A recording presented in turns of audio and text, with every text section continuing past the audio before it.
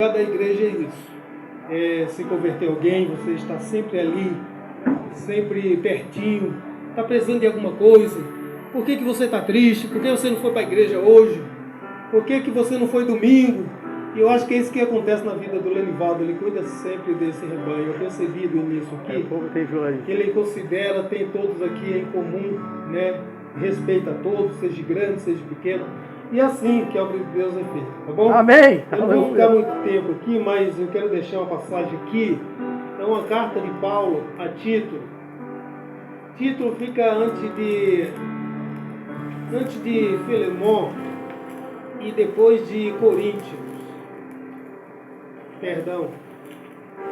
Depois de Timóteo. Segundo Timóteo. O capítulo... Aleluia. O capítulo 2, versículo 11 de Tito, é uma carta de Paulo, do apóstolo Paulo, que escreveu a Tito. E nessa noite, esse pouco dessa oportunidade que eu usei nessa noite, eu sei que tem muita gente aqui que vai lembrar e vai levar para o resto da vida. Porque eu me lembro quando eu me converti no início da minha carreira, ali o irmão Laércio, pastor Laércio, ali naquela congregação perto da mata, onde vocês começaram também. Amém. Ele pregou uma passagem falando de Cornélio. Aleluias. Atos capítulo 10, versículo 1, ele pregou aquela mensagem, eu lembro até hoje.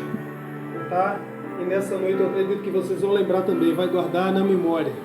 Título 2:11 diz assim: porque a graça de Deus se é manifestado, trazendo salvação a todos os homens. Amém? Amém. Irmãos, nós vemos aqui essa carta de Paulo que ele escreve a Tito, no capítulo 2, versículo 11.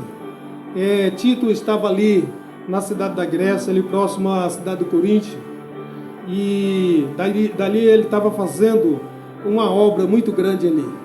E daí ele encontrou muita gente ali que estava avivado, outros estavam desanimados na caminhada, outros tropeçaram na fé, outros estavam desesperançados, não acreditavam mais no evangelho que Paulo pregou, que Tito pregou por ali, com os outros apóstolos.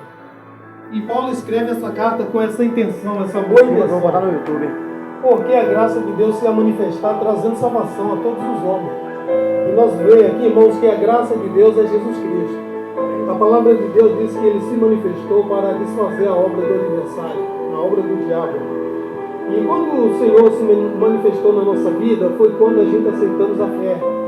Ele se manifestou mostrando para nós que Ele é um Deus grande, que Ele é o Salvador do mundo. João capítulo 3, versículo 16 diz assim que porque Deus amou o mundo de tal maneira que deu seu Filho unigênito para que todo aquele que nele crê não pereça, mas tenha vida eterna. Então Jesus se manifestou para trazer salvação para mim e para você. E é por isso que você está aqui nessa noite, é por isso que nós estamos aqui nessa noite, estamos nessa caminhada e estamos esperando o noivo que é Jesus Cristo, que vem buscar a sua igreja remida no sangue de Jesus. Nós vemos da gente, foi jovem, que um dia pensou em arrumar uma pessoa como companheira, uma mulher para a gente casar. A gente primeiro começou um relacionamento, um namoro ali, e daí aquele amor foi crescendo, e depois a gente pediu a moça em casamento, se tornou um noivo, ela se tornou uma noiva, e daí a gente sempre estava ali protegendo para que um dia acontecesse o casamento.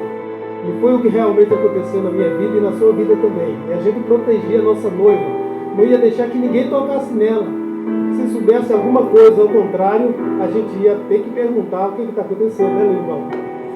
A gente ia proteger a nossa noiva. E assim, irmão, melhor do que isso, melhor do que o nosso cuidado, Jesus fez por nós.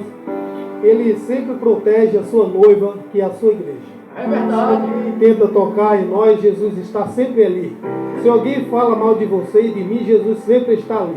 No livro de Romanos, capítulo 8, versículo 1, a Bíblia diz assim: porque agora nenhuma condenação há para os que estão em Cristo Jesus, que não anda mais segundo a carne, mas segundo o Espírito. Então esse povo que está aqui nessa noite, irmão, não vive mais aquela natureza pecaminosa em que antes vivia.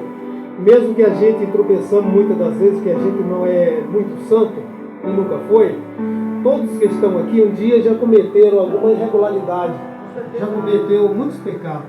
Se a gente for lembrar na nossa mocidade que a gente não tinha muito juízo muitas das vezes, ou não tinha muita vigilância, a gente cometeu alguma coisa. Mas hoje a gente entende que aquele tempo passou, aquela natureza velha passou, e hoje a gente chama uma nova criatura, com nova natureza, novo pensamento, novas ideias, e assim continuamos crescendo a cada dia na obra de Deus. Então foi para isso que a graça de Deus manifestou, foi para trazer salvação, foi para trazer esperança, foi para trazer segurança no Evangelho. E eu acredito que vocês que estão aqui nessa caminhada, não desista não, jovem, não desista não, criança, porque um dia você vai se formar, um dia você vai crescer, um dia você vai ser um obreiro, um dia você vai ser uma obreira, você vai estar pregando aqui. Você não acha interessante